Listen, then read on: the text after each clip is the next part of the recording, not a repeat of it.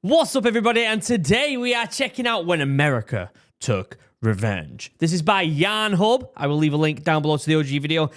We've watched a couple different Yarn Hub videos now. We did the F-16 one, and then I think another one was it the B-2 bomber one?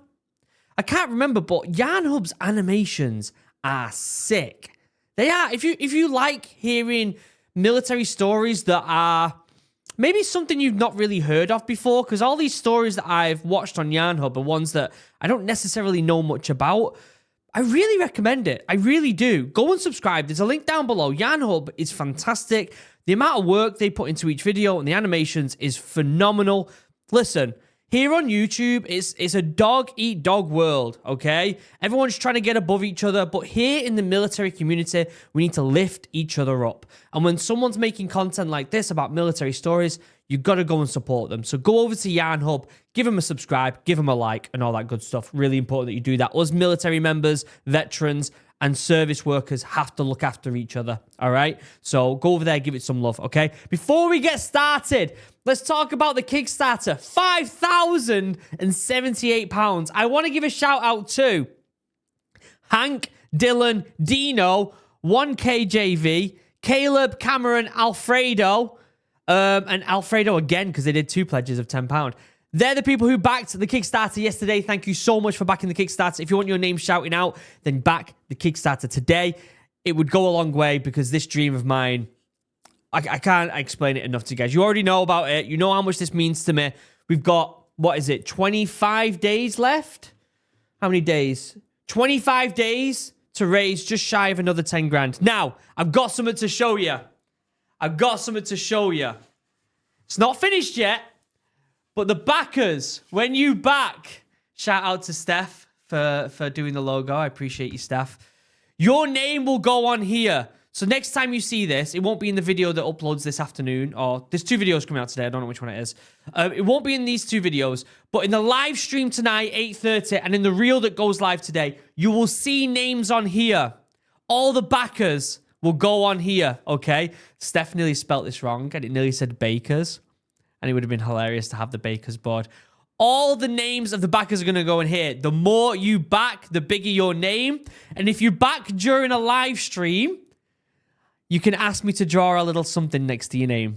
Okay? So that is very exciting. This is going to be on the wall forever with all the people who have backed the Kickstarter, who have helped found this company. And this will go with us no matter where we are in the world with morale. If we end up having an office in America, if we have an office here in the UK, wherever it ends up being the office for morale, this will be at the front so everyone can see the people who founded this business, okay? So if you haven't already, back the Kickstarter today and get your name on the backers board. Also, if you want something nice to drink your drink out of, check out Chug, 10% off, link down below for the best drinking vessel in the world. You can get them customized. I love that they put the morale logo on there. But they are literally the best cup in the world. So if you want to drink your mead, I was drinking mead out of mine the other day on the live stream. If you want to drink your drink out of something really nice, get yourself a Chug, 10% off, link down below. But we've been waffling on for way too long. Let's pull this up and let's see what's going on with Yarn Hub. It's April the 18th, 1943, and a squadron of P-38s races low over the waves of the Pacific. Operation Vengeance. First Lieutenant Rex Barber struggles under the oppressive heat of the cockpit, but he soldiers on, aware sweating his tits off. My boy was sweating his tits off in the cockpit, wasn't he? Good lad getting the rounds down, though. For the highest profile target of their careers, Admiral Isaroku Yamamoto. The man who orchestrated Pearl Harbor. Holy shit. Flaunted that he'll negotiate peace at the White House. Wow. The American squadron presses on, the shore of Bougainville coming into view. Rex Barber scans the skies. Intelligence had been very specific. 1 Betty bomber and 2 flights of 3 Zeros. Right here, right at this time. Their plan is simple and calculated. 12 Lightnings are going to climb high and cover them from above, while remaining P-38s, a 4-man killer group, will focus entirely on the bomber with the target. Do you want me to move my... Let me move my head up so you can see the subbies. I know a lot of people rely on the subtitles for these videos, so I just want to make sure everyone can read them properly. They almost reach Bougainville when the radio signal comes in. As if on cue, an enemy formation emerges between the clouds. 6 Zeros, however, not one, but 2 Betty bombers. Not a Betty bomber! Pilots are taken aback. Their plan is falling apart. Shit. Which one of them is Yamamoto's? 2 Betty We'll bombers. have to take them both. Roger. The formation slams their throttles to full, charging into battle. Oh my god, the music! Yanhub, what are you trying to do to me? Getting me feeling all sorts of emotions here, Yanhub. Around Barber, 12 of his squadmates climb rapidly into the sky, taking position as top cover and leaving the 4 chosen to perform the daring charge.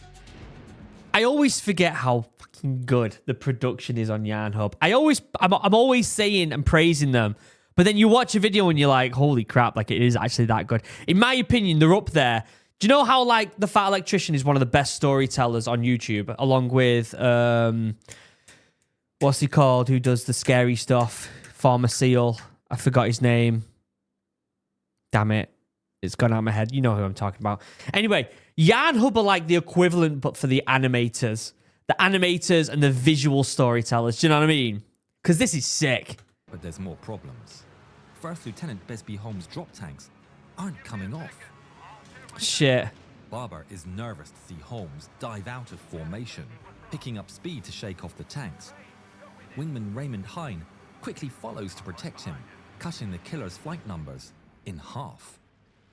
Great. It's worse than ever. They have double the targets and half the fighters. Yamamoto is right in front of them. Hell would freeze over before the American pilots let him go. Yamamoto is on his way to visit one of their forward operating airfields around Bougainville with 8 of his officers, and among them is his second-in-command, loyal Chief of Staff Matomi Ugaki. Ugaki is dozing off in his seat when unexpectedly one of their Zero escorts races past and slows right in front of his Betty's nose. He's trying to get his head down, poor lad. Wanted a bit of a nap. Listen, we've all been there. I fell asleep on the back of a Chinook once because I was so tired. Shaking his wings. Confused, Ugaki takes a closer look and realizes the pilot is waving his hand, frenetically pointing at something. Then suddenly, the radio operator shouts for the pilot to dive, and the Betty breaks into an abrupt, evasive maneuver. The Go on, officers Betty. all hang on for dear life as the Japanese bomber plunges into a desperate dive. So were they using bombers specifically as transporting then? Were they using it to transport officers? Because this isn't really something you hear about much, is it? Using them to transport people, especially high officials like this. Or maybe it just wasn't in my, like, you know, sphere of thought, because I always concentrated on the lads on the ground. Like, obviously, when I look at military history, you kind of have a bias to follow the lads that you are a member of, right? So I obviously follow a lot of the Royal Marines and sometimes the US Marines, because we're all kind of in the same ship there, aren't we? But yeah, I don't really follow too much, you know, Air Force or RAF stories from the past. So yeah, I don't know too much. Did they really transport many officers through the sky like this? It's not something I'm aware of. Ugaki is trying and failing to spot Yamamoto's aircraft. Outside, 3 Zeros dive for the pair of incoming P-38s. Desperate to stop the attack, Lamphere breaks formation, climbing to attack the Japanese fighters head-on and leaving Barber to charge in alone. Lamphere opens fire, and the Zeros respond in kind, with Jesus. tracers crisscrossing in the sky. Lamphere's unfazed as low-caliber guns strike him in the wings. Wow. The sounds reverberating through the fuselage like hail. He holds the trigger down, unleashing his weapons until the Zeros are forced to pull off from the collision course. Barber Wow. carries on. Takes some guts to do that, doesn't it? To really just call chicken on them. Especially when the Japanese have got that reputation of having them aircraft that they would just kind of like the suicide aircraft. I forgot what they were called. The kamikazes. They were known for doing that with ships, weren't they? So to call their bluff and just go straight at them is quite you know, you gotta have some balls on you to do that, aren't you? On, leaving the melee behind. Before him, the two Bettys separate in opposite directions. He picks one at random and gives chase. But he's not alone. Suddenly, a tracer streaks past just in front of his cockpit. A Zero from Lanfear's fight has chased him down and is firing in from above. Shit. The tracers continue to zip past his windshield. He fights the urge to pull away and aims his sights square on the bomber. Barber pulls the trigger and unleashes a hail of 50 caliber and 20mm fire. Jesus. Shells rip through the enemy aircraft, parts full away from the engine cowling, and a plume of oil pours out of the machine. Holy shit. Barber is relentless. He holds the trigger down, even as he hears... You have to remember, this lad who's firing at him, he's thinking, in this aircraft could be the officer who called Pearl Harbor. Like, this isn't just a random officer. This isn't just another aircraft. This is someone who orchestrated one of the biggest attacks on American soil. One of. Obviously, there's been a bigger one since then. Well, 9/11 you would say is bigger than Pearl Harbor. Either way, they're both horrendous. And this is one of the people who orchestrated it. Do you know what I mean? Like, to me, if that was me and it was attack on my home soil, I wouldn't really care if I make it out of this alive or not. I would be just, I'm going to get this guy after what he's done to my people. Do you know what I mean? Like, you can imagine what's going through his head at this point. That other guy that's shooting at him, you wouldn't even be worried. I would be like, I don't give a shit as long as I get the rounds down and hit this person. It's a win. Feels his own aircraft being hit from behind. He'll have to take this Jesus. bomber, even if it's the last thing he ever does. There you go. But then, the Zero hounding him roars past, giving him a few vital moments of reprieve. Barber takes a better aim and continues dismantling the bomber, tearing it apart as he chases it all the way down to treetop height. Then, suddenly, the bomber pulls up out of control and rolls in the air. God, can you imagine seeing this in real life? Like, the animation does a fantastic job at giving us a good representation of what happened. But can you imagine if we actually had the footage of this? Seeing these aircraft, these old aircraft just kind of tumbling out the sky, and it'd be so insane to see footage of this stuff. I wonder if there is any. There possibly is. But I've not seen any, and I bet it's just outstanding. Barber immediately dodges, barely missing the bomber's wing Ooh. as it tumbles out of control and crashes into a tree below, Wow. exploding into a massive fireball. Barber Wow. looks back over his shoulder to see a column of black smoke rising from the green. It's down. What's next? Get the next one. For the next one. Yep. But 3 more Zeros intercept him from above. They open fire, Shit. and Barber dodges, diving away for speed as he listens to the enemy bullets striking the wings and tail, the crackle of impacts echoing through the fuselage. Barber skims the treetops, dodging left and right in a desperate fight for survival. The 3 enemies are refusing to ease up.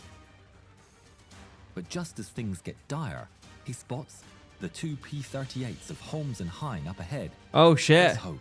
He flies towards them, praying for them to see him. To his luck, his prayers are answered. I wonder what the type of communications is that they have. They must have some sort of communication, but it must be incredibly primitive. Maybe just radio signals. I don't know. Like, I wonder what they have for comms. It's probably, I'm sure it is encrypted, because this was around the same time when the Germans had that one where we cracked it with the Enigma code. So there must have been some sort of encrypted communications.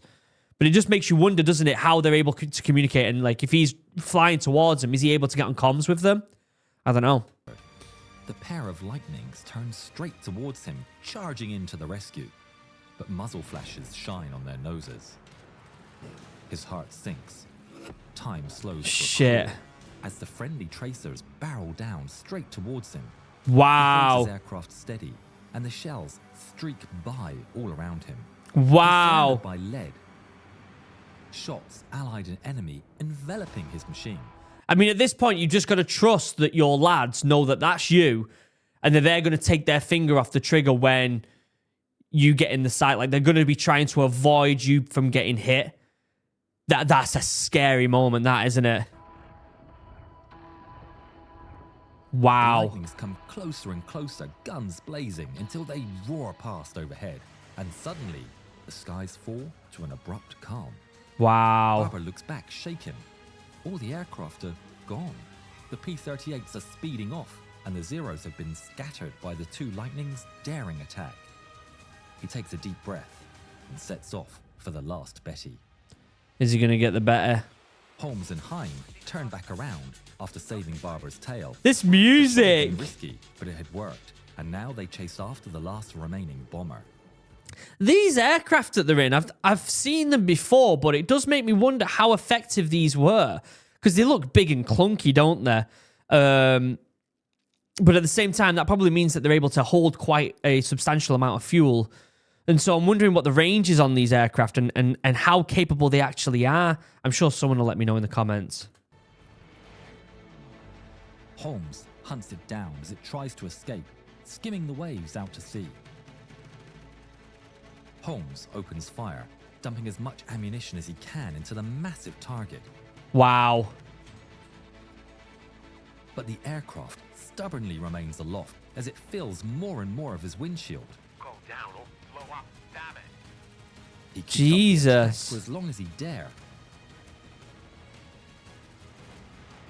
Before dodging low, What? sending his P-38 roaring through the gap between the enemy and the sea. Jesus. Rex Barber watches his squadmate narrowly avoid collision with a severely wounded Betty. But then he quickly realizes that the target is still flying. Shit. He dives in without skipping a beat. Yeah. Gets right on the bomber's tail. At this point, you would expect this bomber to be... Like, you're expecting it to be gone, aren't you? Like, you can't expect this bomber to survive much longer after two of these aircraft have been absolutely hammering the lead down on it. And pulls the trigger. His volley strikes the fuel tank and detonates the fumes.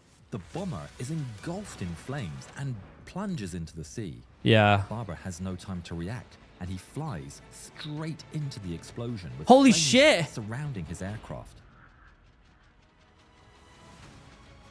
But he emerges on the other side, unharmed. Oh my God. So they got them both. They got them Can't both. celebrate just yet. Right ahead, he sees Holmes and Hine tangling with a pair of Zeros. Hine's P-38 is littered with lead and dives away with heavy damage. Shit. While one of the Zeros is taken out by Holmes. Barber crashes into the fight, catching the last Zero unaware and gunning him out of the sky. Nice. Drive level. Very low. How about out here? If That's everyone's subscribe fine, level. then that would be the mission accomplished. Finally, I like it. The squadron leader comes through on the radio. Everyone, get your ass home. Mission accomplished. The Wow. jubilant squadron returns to base. A figure emerges from the sea, surrounded by the flaming wreck of No his way. aircraft. Like, It's how has he still survived? It's like some sort of Terminator. Matomi Ugaki, badly injured, but alive. The pilot also miraculously survived, and together, the two men both swam back to shore, Wow. clinging on to a piece of debris. A third survivor would also be picked up by flying boat after the accident, becoming the only three crew from the bombers to return home. Jesus. Yamamoto had been in the first bomber. He was killed by Barber's gunfire before the aircraft even crashed. His body was found, and he was buried. His loss Holy crap. inflicted a heavy emotional wound for the Japanese. The widely respected admiral was mourned across the nation. He was given a Jeez. full state funeral with the highest of honors, which crowds gathered to attend. Very few were affected harder than Ugaki, who never forgave himself for surviving the attack. He would write about the events in his diary, recalling, "Tracers flashed by our wings, and the pilot frantically maneuvered to evade. I waited impatiently for the airplane to return to horizontal position so that I could observe the Admiral's bomber. Although I hoped for the best, I knew only too well what the fate of the airplane would be." Yeah. The P-38's nose seemed to burst into twinkling flame, and suddenly the bomber shook from the impact of the enemy's machine gun bullets and cannon shells. So ultimately, it was a successful mission then, wasn't it? They did get revenge. They didn't get both of these officers, but they got the main one. Everything turned black.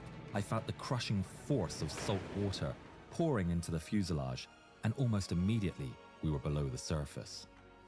Ugaki continued to serve in the Navy for the rest of the war, until the Emperor declared the end of hostilities on the 15th of August, 1945. Is there still a Japanese emperor? Is that still a thing? Because I remember when the war did end, they had that picture where there was like an American general or something stood next to the emperor to make him look really small and show the Japanese people that he isn't some sort of god or anything like that. Do you know what I mean? And it really demoralized them quite a bit. But I'm wondering, do they still have like a royal family? If that's what you would even call it. I don't know much about Japanese culture, but I find it fascinating. Indignant, that same day he dressed in his officer's clothes, took a ceremonial sword gifted to him by Yamamoto, and set off in the last kamikaze attack of the war. Wow.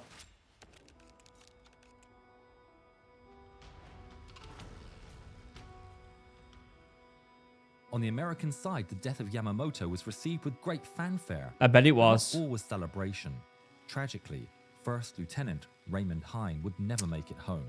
His crippled P-38 gave out underneath him somewhere in the return flight. Ah, that sucks. Every member of the flight would be given the Navy Cross for their involvement in the attack. Amazing. Rex Barber would survive the war and return home, passing away on July the 26th, 2001? Holy shit.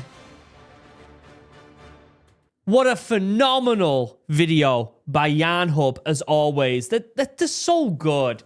Like, it's a 10-minute video that educates me on something that I didn't know about in the military sphere.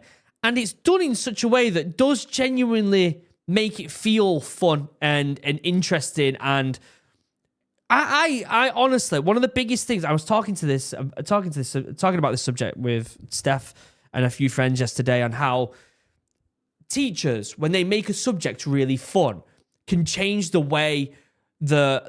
course of someone's life, right? If you have a teacher, maybe in science or history, that makes that subject really fun, or if you have the opposite effects, where you have a teacher that was really bad at teaching that subject and you just hated it, it can change the direction of someone's life and what direction they choose for their career.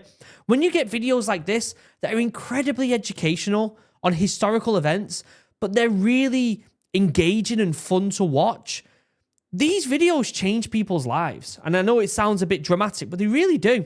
So check it out. Go to over YarnHub and go over there and give it a like and subscribe. Also, don't forget to become a backer on Morale. You will become part of the backer board that will be, I'll probably put it on the wall back here somewhere. And your name will be there for as long as Morale's a thing, which in my hope it surpasses me. You know, I hope it becomes something that becomes greater than myself, and that's the whole intention of this project, is to build something greater than myself. Please check out Morale. This is incredibly important. The proceeds, when we start selling these cans, will go to important things like getting the next generation of kids outside. How many kids do you know, if you've got a niece or a friend who's got kids or whatever, can name trees, can name mushrooms that you spot in the wild, understand how to make a fire outside with bushcraft skills, how to whittle sticks? These are the type of things we want to teach kids, and the profits from these drinks will go towards that.